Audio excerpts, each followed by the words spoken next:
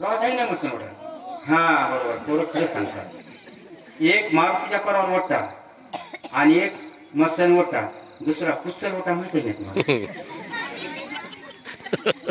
तुमच्या गावात नाही रे, आमच्या गावात पोरं कुच्चर ओटा आहे. आणि कुच्चर ओट्यावर बसल्या एवढ्या तंबाखू चोळीतोय.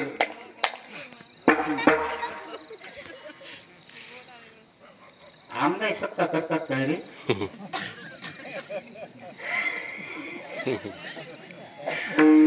3 वर्ष झाली होती. आमदार 2-2.5 लाखाला गाव बुडतात काही कोटाने. काही काम नाही हो. एक तर 8 दिवसामध्ये 2-2.5 लाखाला गावही बुडतात. 8 दिवस झोपी जाऊ देणार लोकांना. आकात राहते बाबा. याला म्हणतात कुच्चर वट आहे की नाही? याच्यात बसल्यापेक्षा एकांतामध्ये जाऊन जर नामचिंतन केलं तर महाराज एक प्रमाण काय, येणे सुखे रुचे एकांताचा नाही गुण दोष.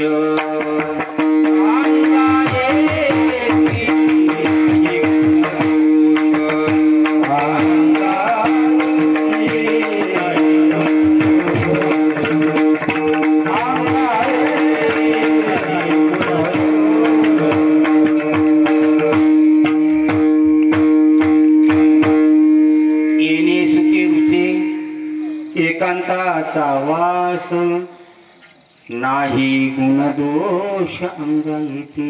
महाराज तुकाराम महाराज म्हणले, वृक्षवली आम्हा सैरे वनचरे पक्षे सुस्वरे आळविते. या अंगावर आहे महाराज हे दुसरं चरण असणार. ध्रुवपदच आहे बरं महाराज. आठवण आले काय काय कंटाळच करायला म्हणालो. कंटाळे महाराज कंटाळे कंटाळा करू नका. कशामुळं? लोकांतामध्ये जाऊन आगाव गप्पा करण्यापेक्षा, आगाव बोलण्यापेक्षा आपण जर एकांतामध्ये जाऊन भगवंताचं नाव घेतलं तर काय बिघडत. म्हणून काळ सारावा चिंतने एकांतवासे गंगा स्नाने. एकांतात वास आणि गंगेचं स्नान सांगितलंय मला. गंगेचं महत्व आहे. आपण हिंदू संस्कृतीमध्ये गंगेला फार महत्व आहे. गंगेला आंघोळ केल्यानंतर काय होते? माणसाचे पाप जातात. मनाचे पाप जात नाही बरं, शारीरिक पाप जाते. लक्ष ठेवा. देवदास महाराज भगवान महाराज मन संकल्पाची पापे न जाती तीर्थाची या बाबी प्रमाण बरोबर दिलं महाराजांनी. मनाचे जे पाप आहेत ते तीर्थाने जात नसतात, पण शारीरिक जे पाप झाले आपल्याकडून शरीरानं उगं चलता चलता कोणाच्या मिरच्याच हाणल्या, झड लागल्यानंतर कोणीच बघणं आले, गजरा कापून आणले. हे असे छोटे छोटे असणारे की नाही, हे छोटीचे टप्पे असणारे हे शारीरिक पाप घडलेले असतात ना. हे पाप मात्र गंगामध्ये गेल्यानंतर आपल्याला जाता सांग. गंगा असणं एवढंच नाही, कशामुळं वाचे म्हणता गंगा गंगा आणि सकळ पापी जाती गंगा. वाचेनं जर भगवंत गंगेचं नाव घेतलं तर पाप जात असेल. गंगाला स्नान केल्यानंतर का जाणार? आता आपण मोठं आहे थोडं शॉर्ट धावतं धावतं घ्यायचं. गंगा स्नान काळ सारावा चिंतने एकांत वासे गंगा स्नाने देवाच्या पूजने. आता देवाची पूजा आहे. माय तुमच्या इथं पुरुष मंडळी पूजा करते ती देवाची की तुम्ही करता? खरं सांगायचं. माय आमच्या भियाड्यात बरं महातीर वाटाले नाही. आमच्या इथलं सांगालो, आमच्या इथं बायाच करत असतात पूजा म्हणून म्हणावं. तुमच्या इथे का?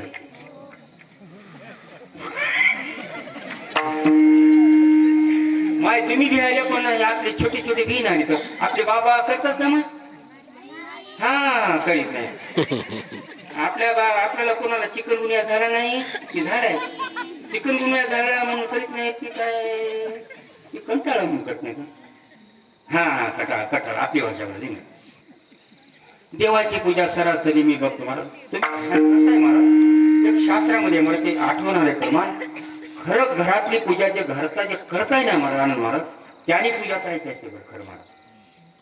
जे घरातला जे कर्ता पुरुष आहे त्या कर्त्या पुरुषानं देवाची पूजा करायची असते. पण आता हे गेलं महाराज. आता आणि पश्चिम महाराष्ट्रामध्ये जाऊन बघा, खोटं सांगत नाही. तुम्हाला बघायचं असेल तर तुम्हाला अनुभव आहे महाराज. पुरुष मंडळी देवाची पूजा करत असतात. म्हणून असं पारंपरिक पूजा होती त्या घरामध्ये. म्हणून घरचा जो करता असणारा त्यानं देवाची पूजा करायची. दृष्टांत सांगा तुम्हाला, देवाची पूजा करायची. आता खरं म्हणजे देवाची पूजा 16 उपचार असतात बरं. देवाला 16 उपचार. त्याच्यामध्ये पाणी आणणं, टाकणं, गण, अक्षता, धूप, दीप सर्व असणारे ही देवाची पूजा असते. त्याला 16 प्रकारची पूजा, षोडशोपचार पूजा म्हणत असतात. शास्त्रामध्ये त्याचं वर्णन केलं आहे. 16 प्रकारची पूजा असते. ती पूजा यथासांग जर केलं तर त्या पूजेनं भगवंत आपल्याला संतुष्ट होऊन आपल्याला देव भेट देत असतो. ऐकलं काय? देवाची पूजा असणारी. पण अलीकडच्या काळामध्ये सरासरी महिला मंडळच पूजा करत असतील. आणि ती पूजा कशामध्ये करत असता तुम्ही? पूर्ण पाणी कशामध्ये घेतात ते? त्याला काय म्हणतात तुमच्या इकडे?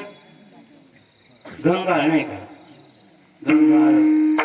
त्याचं ना खरं शुद्ध नाव गंगा आळ. गंगेचं पाणी त्या आळ्यामध्ये त्याच्यामध्ये टाकायचं, त्याच्यामध्ये देव भिजून नंतर देवाची पूजा करायची.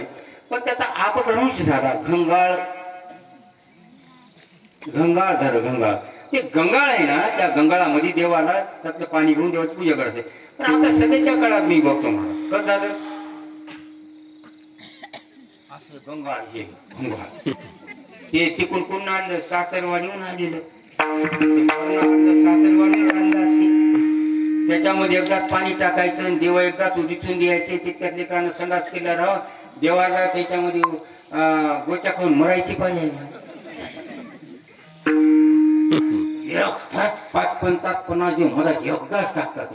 कोणताचा मुंडका खाली पाय वरी गेले देवायचे हात. काय देव प्रसन्न होईल, काय देव नीट करील. त्याला काही कपड्यानं पुसणं नाही, काही नाही. सगळे देव माझ्याच रंगासारखे असे पान होईल सगळे. एक काही देव नाही. एकाचा एक महाराज असं म्हणजे एक पोर काय बायकोला म्हणाले, बघ काय माणसं काय आम्ही किती चांगले आहो, गरीब पान बघ बरं किती चांगले, काळे माणसं दिसायला सांगतात काय किती आम्ही बरा पान बघ बरं. आणि फुल पिऊन यायला. आता मला सांगा, काळ माणूस आहे, देवदेव करायले, काम धंदा चांगलं करायले, ज्ञानेश्वरी वाचायले, सप्त्याला चाले, सर्व करायले, घरामध्ये आनंदित महाराज वातावरण आहे, सगळ्याला सुख समाधान त्या घरामध्ये मिळाले, देवपूजा करायले. आणि गोरप्पा नाही महाराज काय करायला घरच्या गुन्हानं खाऊ देणार, बायकोला मारायले, रात्री 12-1-2 वाजेपर्यंत भोंगलच बसायले. आता मला ते काळ बरं की गोर बरं करू? हा हे बरोबर. गोरा गोमटान कपाळी करंटा काय कामच आहे का? हा आता सांगा लोक देवाची पूजा ऐका मला. देवाची पूजा त्या घरामध्ये पारंपरिक पूजा ऐका बरं, लक्ष ठेवा. पारंपरिक पूजा त्या देवाची पूजा करत असताना, ते ग्रस्त पूजा करत असताना त्याला 8 दिवस गावाला जायचा वेळ आली. म्हणून त्याने सांगितलं मला, अरे म्हणजे बाळू मला गावाला 8 दिवस जायचंय, तुला पूजा करावं लागणार आहे. आणि वेळीपर्यंत मला काय भानगड झाली बाबा म्हणला. आणि आजकालच्या पोराला शिकले ना त्यांना देवपूजा म्हणजे महाराज नकोच वाटते बरं, ठीक नाही. देवपूजा हे काय अंधश्रद्धा म्हणतात. त्या देवात पाणी टाकल्यानं काय व्हायले काय व्हायले. आता काय व्हायले सांगता तुम्हाला. जरी होत नसेल एक सायन्स सिद्धांत आहे, स्नान केल्यानंतर अर्धा तास तरी जेवू नये. जे काही लोक याच्यावर म्हणत असतील बाबा हे अंधश्रद्धा आहे, खरंच पाणी टाकल्याने काय व्हायले, त्यांना एक मी सूचना देतो. स्नान केल्यानंतर अर्धा तास जेवण करू नये. शास्त्र सिद्धांत आहे बरं, सायन्स सिद्धांत. आणि किंवा जेवल्यानंतर अर्धा तास तरी स्नान करू नये. तर आरोग्याला चांगलं असते, अन्नपचन चांगलं होत असते, नाहीतर आजार जळत असते. म्हणून चला तुमच्यासारखं वैज्ञानिक लोकांकरता सांगतो. मग पूजा करायची असते. मग त्याने काय केलं, मला 8 दिवस गावाला जायचे म्हणजे बरं काय करू बाबा काय करू बाबा काय करू म्हणला. करतो म्हणला काय करा. ते गावाला गेला आणि हा मुलगा आला. मुलगा आल्यानंतर सकाळी त्याच्या आईला सांगितलं, बाळू म्हणजे लवकर उठ, म्हणजे देवाची पूजा करायची. याला 11 वाजेपर्यंत झोपायची सवय होती. उठलं काय काय करावं मला. त्यांना आता बाबाची देवपूजा पाहिली होती. एक एक देव काढला, एक एक देव काढला. सकाळी 8ला सुरुवात पूजा केली. एक देव काढणं पुसणं पूर्ण करता करता त्याला वाजले 10. देवळे मुलावरच आली बा मला आपल्या. सकाळी 8 उठल्या उठल्या मला जेवायची सवय, कधी लवकर उठून आणि काय मला हे भानगड झाली बा मला, अवघड झाली मला. यानं काय केलं मग दुसऱ्या दिवशी घरापुढे असे हापशे ते काही नळे पिळे नव्हते. यानं ते पोहरे होते, पोहऱ्यामध्ये 51 देव होते. 51 ते पोहऱ्यामध्ये घातले, खालीवरी करायला मरार नवरारी मरार खालीवरी खालीवरी करताना ते चांदीची 4-5 देव ते मधामध्ये गेल्यानंतर सगळे देव काढले, आणले घरामध्ये ठेवले आणि बसलं. आई मला जेव्हा मला आणि देवपूजा नाही सुतक पडलंय म्हणजे कस काय. एक माणूस मेले तर सुतक किती दिवसाचा असते आई मला. ते म्हणजे पप्पा 10 दिवसाचे. 5 दिवस नाही मला. आता 5 दिवस माय मेल्या, माय 5 देव मेल्यानंतर 10-5 15 दिवस माय पूजा करायची गरज नाही म्हणली. लाज आहे की नाही म्हणली. मूर्ख पटला की म्हणले लाज वाटली नाही. हे काही नाही चापट मारली. मी राहीच नाही म्हणला. इथं निघालं. आता निघाल्यानंतर माणूस कुठं जाते आधी. सोपान महाराज तुमचं लग्न झाले की नाही. जेव्हा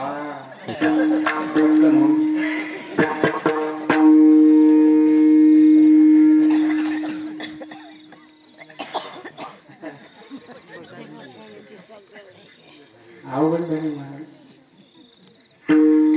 सोपान महाराज तुमचं होते, काळजी करू नका. खरं झाले का. आणि लक्ष ठेवू का बोलतो मी 11च्या पुढे 1 मिनिट सुद्धा होते ना, काळजी करू नका. मी थोडं विनोदात का सांगतो. एक तर त्याच्यात अध्यात्म असा आणि विनोद सुद्धा असा. किती वाजले महाराज. 10 वाजले. 11च्या पुढे जाऊ दे, काळजीच करू नका.